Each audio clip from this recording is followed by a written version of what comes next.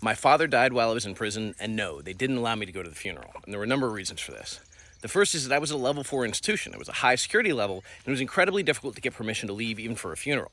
The second is that he died while he was living in Costa Rica. He'd expatriated, and his funeral actually happened down in Costa Rica. What happened here in Virginia was just a memorial service, and they said that made a difference, that I was allowed to ask permission to go to a funeral but not to a memorial service.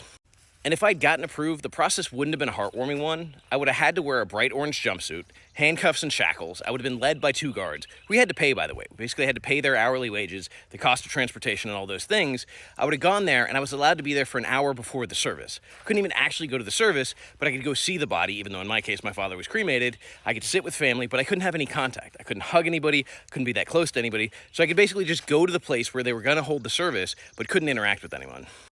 And the idea of asking my family to support me in doing that, like, hey, I messed up, I went to prison, now I want you to pay for me to go to my father's funeral